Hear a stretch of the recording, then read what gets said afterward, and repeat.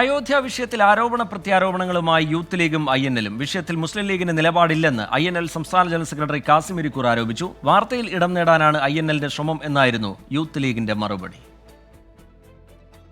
രാമക്ഷേത്ര പ്രാണ പ്രതിഷ്ഠ ചടങ്ങ് നടക്കുന്ന 22-ന് INL സംസ്ഥാന കമ്മിറ്റി കോഴിക്കോട് ബീച്ചിൽ നടത്തുന്ന സൗഹാർദ്ദ സംഗമം വിശദീകരിക്കാൻ വിളിച്ച വാർത്താ സമ്മേളനത്തിലാണ് മുസ്ലിം ലീഗിനെതിരെ ആരോപണവുമായി INL നേതാക്കൾ രംഗത്തെത്തിയത്.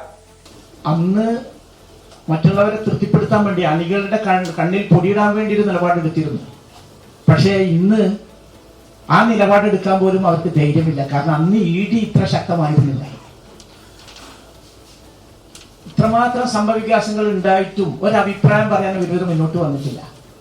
എന്നാൽ INL നേതാക്കൾക്ക് മറുപടിയുമായി യൂത്ത് ലീഗ് നേതാവ് PK ഫിറോസ് രംഗത്തെത്തി.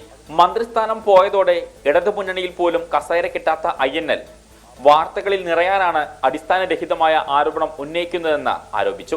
വാർത്താക്കോളത്തിൽ ഇടം കിട്ടാൻ വേണ്ടി എന്തെങ്കിലുമൊക്കെ പറഞ്ഞാൽ കിട്ടും എന്ന് വിചാരിച്ച് പറയാനല്ലാതെ INL തന്നെ പ്രസക്തിയില്ലല്ലോ. ഒരു മന്ത്രിസ്ഥാനം കിട്ടിയപ്പോഴേക്കും അവർ രണ്ടായി. ഇപ്പോൾ മന്ത്രിസ്ഥാനം പോയതോടെ LDF തന്നെ അവർക്ക് ഉള്ള സ്ഥാനവും പോയി. അവിടെ ഒരു കസേര ഉറപ്പിക്കാനുള്ളൊരു ശ്രമം നടത്തട്ടെ. എന്നിട്ട് ലീഗിനെ കുറിച്ചൊക്കെ അഭിപ്രായം പറയാൻ അവർ വന്നാൽ മതി എന്നാണ് അതേക്കുറിച്ച് പറയാനുള്ളത്. സൗഹാർദ്ദ സംഗമത്തിൽ ഇരുവിഭാഗം സംസ്ഥാന നേതാക്കളെയും മറ്റ് സാമുദായിക നേതാക്കളെയും പങ്കെടുപ്പിക്കുന്നുണ്ട്. ഇടതുമുന്നണി കൺവീനർ EP ജയരാജനാണ് സംഗമം ഉദ്ഘാടനം ചെയ്യുന്നത്. 24 കോഴിക്കോട്.